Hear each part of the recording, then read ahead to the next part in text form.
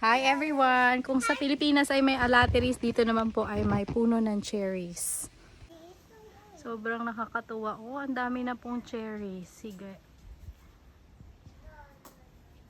Siguro mga ilang araw pa.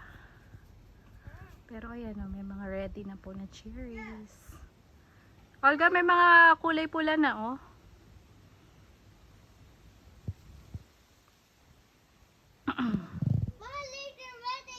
Nakakatuwa, ang dami. Tulad nito. Wow, sarap. Parang isang kulupon siya na pula-pula na. Buong puno yan. Nakakatuwa. So si Olga, mangunguha daw siya. Ready? Yeah.